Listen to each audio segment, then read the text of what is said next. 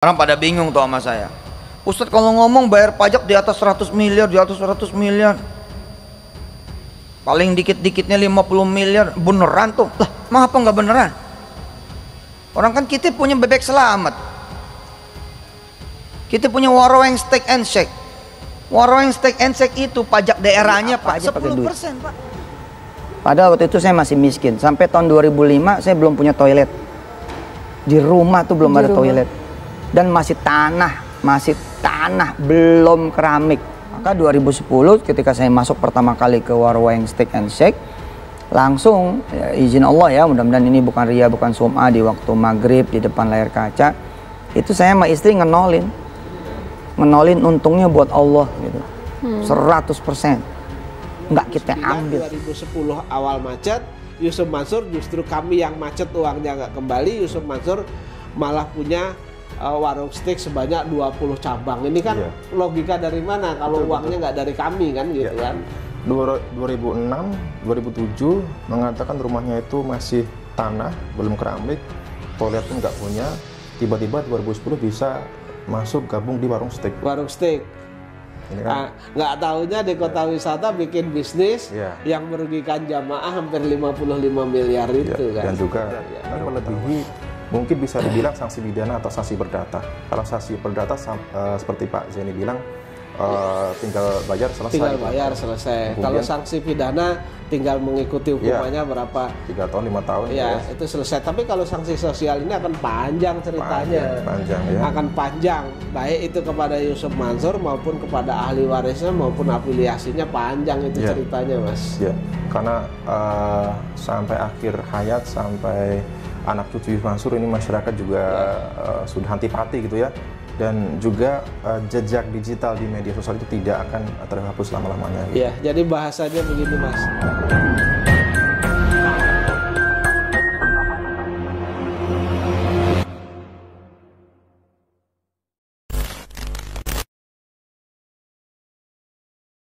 Tidak ada umat berikutnya yang bisa dibodoh-bodohin lah, Mas. Kita harus cerdas lah.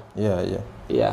Walaupun memang agak terlambat ya, karena kan Yusuf Mansur awal munculnya kan di tahun 2006-2007 ya. Ya paling populer itu di tahun 2010 bahkan sampai sekarang ya.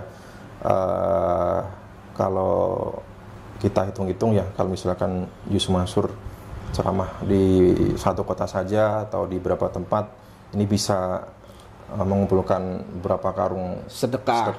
Nah, ini sekarang dicoba saja. Ya, malah masjid yang mau datengin aja mungkin nggak mau, Mas. Iya. Ini sebagai bentuk ini juga sebagai bentuk sanksi sosial ya, hukuman sosial dari masyarakat itu.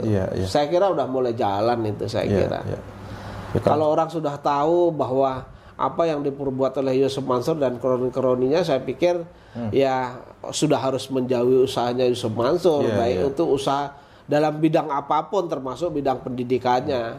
Karena melihat juga kesombongan dari Yusuf Mansur yang memamerkan bisnis-bisnis seperti warung steak bisa bayar pajak sehari 100 sampai 200 juta, paling kecil saja 50 sampai 100 miliar kan begitu, Pak. Nah, ini sedangkan banyak masyarakat, banyak umat yang merasa dirugikan ketika minta haknya. Ini sulit bukan main untuk sulit, Mas. Sampai ke pengadilan. Sampai ke pengadilan. Perkara saya aja sekarang sampai PK itu belum ada putusan. Perkaranya Bu Ilis sudah menang 2 kali. Kemudian dia kasasi kan. Artinya masih ada perjuangan, tapi ya nggak apa-apa. Sebatas Yusuf Mansur belum mengembalikan uang-uang dari para jamaah, termasuk saya dan seterusnya, ya akan ada gugatan terus-menerus. Ya namanya dia nanam kan, dia harus memetik buahnya, Mas. Betul. Ya. Dan juga ada kecurigaan dari masyarakat ini, bagaimana bisa Yusuf Mansur itu mempunyai bisnis secepat itu ya. Ini grafiknya kan Pak Zaini bilang ini bukan landing tapi najak ini kan, Pak. Kan tidak bisa dinalar gitu ya seseorang. Dan Yusuf Mansur kan mengakui sendiri bahwa mereka bukan anak dari konglomerat. Betul. Ya kan? 2007 aja rumahnya masih tanah gitu. Iya, bukan anak dari konglomerat. Kemudian mereka juga dapat istri juga bukan anaknya konglomerat, malah yatim piatu kalau tidak salah kan. Artinya kan modal itu butuh bisnis. Sebagaimana yang dicecar oleh Hotman Paris di Hotman Paris Show, modal awalnya dari mana? Kan gelabah kan nggak bisa ngomong kan? Nggak bisa ngomong. Padahal asetnya banyak. Nah, ternyata kan seperti kami ini sampai sekarang kan duitnya nggak kembali. Dan itu Yusuf Mansur mengatakan bahwa nanti bisnis seperti ini. Ternyata bersamaan dengan itu Yusuf Mansur di lain nanunya kan Yusuf Mansur mengatakan di tahun yang sama hampir 2010 atau 2011 itu kami 2009 mulai berinvestasi kemudian 2011 awal macet, tapi 2009 2010 awal macet Yusuf Mansur justru kami yang macet uangnya nggak kembali. Yusuf Mansur malah punya warung steak sebanyak 20 cabang. Ini kan logika dari mana kalau uangnya nggak dari kami kan gitu kan. 2006, 2007 mengatakan rumahnya itu masih tanah, belum keramik, toilet pun nggak punya. Tiba-tiba 2010 bisa masuk gabung di warung steak. Warung steak. Nggak tahunya di kota wisata bikin bisnis yang merugikan jamaah hampir 55 miliar itu kan. Dan juga baru ketahuan akhir-akhir ini ya, ternyata sedekahnya. Dan ketika itu gagal bayar, macet, kemudian termasuk saya waktu itu ingin memperkarakan, kan nggak boleh Yusuf Mansur, ya udah Anies saja yang ganti. Anies saja yang ganti nanti dengan cara mencicil karena saya masih punya penghasilan dari ceramah di TV ini dan seterusnya gitu. Jadi, tapi sampai sekarang kan hanya di muka saja dicicil terusnya kan menghilang, Mas. Jadi bukan hanya aliran uang investasi yang tidak jelas, kemudian ceramah-ceramah Yusuf Mansur yang meminta jamaah bersedekah cincin, giwang, emas, perhiasan, uang dan kita lihat bahkan satu kajian saja bisa 1 karung ini kata Pak Soeharto. Artinya ini kan bisa menjadi indikasi ini sebenarnya kemana larinya uang itu, apakah diduga terjadi tindak, kan tidak ada juga pertanggungjawabannya gitu. Uangnya dapat sekian M kemudian dibikinkan ABC kan enggak, tapi yang selalu dijual kita itu juga mau berinvestasi karena pada saat itu diiming-imingi bahwa separuh dari keuntungan bisnis batu bara itu akan dipergunakan untuk mendidik anak-anak itu hafiz Al-Quran. Baik untuk pembangunan fisik pondok pesantren maupun untuk operasional itu yang dijual Yusuf Mansur kan itu saja. Padahal ketika mondok di tempatnya Yusuf Mansur juga bukan gratis kan. Artinya berbayar juga. Ini kan bertolak belakang kalau begitu. Betul. Kemudian ketika ditanya Hotman Paris soal sumber modal kekayaan Yusuf Mansur gitu kan, Yusuf Mansur kan malah bilang modal halal gitu Pak. Jadi seolah-olah dia sudah bersikap self defense gitu membela diri gitu Padahal pertanyaan Hotman Paris wajar gitu tetapi Yusuf Mansur sudah menjawab halal haram gitu kan Pak. Itu kan sebenarnya pertanyaan modalnya dari mana? Yusuf Mansur menjawab modal halal. Ini kan sebenarnya Yusuf Mansur tahu sebenarnya tahu modalmu itu dari mana? Apakah dari dapat hibah? Apakah dari ngerampok? Apakah dari apa gitu yang dimaksud Hotman Paris mungkin seperti itu. Tapi modalnya modal halal. Kemudian contohnya misalnya Wirda Mansur, misalnya anak sekecil itu aja udah bisnis kan nggak mungkin anak modalin ayah kan nggak mungkin. Duluan Yusuf Mansur jaya baru anaknya kan gitu. Jadi menurut hemat saya jawaban itu nggak ngena, Mas. Betul. Padahal kan Hotman Paris tidak menanyakan halal haram gitu Pak. Tapi Yusuf Mansur sudah self defense, membela diri soal kehalalan gitu kan.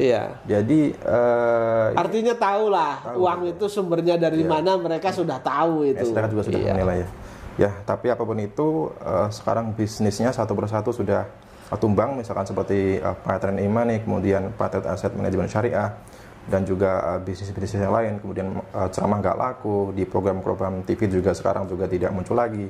Ini artinya sebagai bentuk cancel culture, sebagai bentuk boykot dari masyarakat untuk menjauhi segala macam apapun dari produk-produk Yusuf Mansur, termasuk bisnis-bisnisnya gitu Pak. Dan inilah sebenarnya sanksi sosial terberat. Sanksi terberat ini melebihi, mungkin bisa dibilang sanksi pidana atau sanksi perdata. Kalau sanksi perdata seperti Pak Zaini bilang tinggal bayar selesai. Tinggal gitu. bayar selesai. Kalau Kemudian, sanksi pidana tinggal mengikuti hukumannya berapa? 3 tahun 5 tahun Ya, itu selesai. Tapi kalau sanksi sosial ini akan panjang ceritanya. Panjang ya. Akan panjang, baik itu kepada Yusuf Mansur maupun kepada ahli warisnya maupun afiliasinya, panjang itu ceritanya, Mas. Ya, karena sampai akhir hayat, sampai anak cucu Yusuf Mansur ini masyarakat juga sudah antipati gitu ya. Dan juga jejak digital di media sosial itu tidak akan terhapus selama-lamanya. Gitu. Ya, jadi bahasanya begini, Mas. Kalau kita kehilangan teman, kita bisa mencari teman. Yeah. Kalau kita kehabisan uang masih bisa dicari. Yeah. Tapi kalau hilang suatu kepercayaan, Betul. kita tidak bisa beli. Orang tidak bisa kita beli untuk percaya sama kita. Betul. Jadi itu yang dicamkan, dan Yusuf Mansur saat ini menurut hemat saya kehilangan kepercayaan dari masyarakat atau umat ini. Ini bentuk sanksi sosial yang memang harus diterima. Hukuman yang sudah dialami oleh ya betul. Ya, jadi ada peribahasa, jadi kalau harimau itu mati meninggalkan belang, gajah meninggalkan gading, manusia meninggalkan nama. Nah, Yusuf Mansur sudah namanya kalau jelek kan jelek. Tinggal kita ninggalkan nama kita jelek atau bagus kan gitu. Kalau di Ponegoro sekalipun itu dihukum dan sebagainya, nama mereka bagus tetap diukir sebagai pahlawan. Iya, ya kan? Baik. Oke, baik, terima kasih Pak Jeni. Ini saya kira sudah cukup perbincangan kita Pak Jeni. Kembali lagi saya simpulkan berkaitan dengan Riyadhah 40 hari yang terjadi di JPN Batubara, kemudian bagaimana ini diajarkan kepada Bu Rita untuk menyelesaikan termasuk diajarkan juga kepada para investors bisnis batubara. Ya, dan ini sudah terbukti ini tidak tepat ya, karena mempunyai pamrih atau keinginan di dalam JPN Batubara ini supaya jamaah ini tidak mempersoalkan, baru tanyakan masalah cash flow. Menurut hemat saya salahnya begini, Mas. Kita mau mengatur Tuhan, padahal kita mau mengatur Allah, padahal Allah lah yang harus mengatur kita. Itu aja menurut hemat saya. Betul. Iya. Dan juga doktrin bagaimana mensedekahkan gaji, sedekah tos-tosan, sedekah apapun yang kita punya, ini terbukti ini salah, karena yang dialami Bu Rita begitu mempunyai masalah keuangan, kemudian diajarkan Yusuf Mansur ini sedekah solusinya, ini ternyata bukannya terselesaikan masalahnya, makin bertambah, kemudian semakin terpuruk hidupnya gitu teman-teman. Dan ini semoga bisa menjadi pelajaran kita semua gitu Pak ya. Betul. Dan mungkin cukup itu Pak ya. Cukup. Terima kasih teman-teman. Kita jumpa di kesempatan selanjutnya. Saya Haji dan Pak Jeni dari Kota Wisata mengucapkan terima kasih. Wassalamualaikum warahmatullahi wabarakatuh.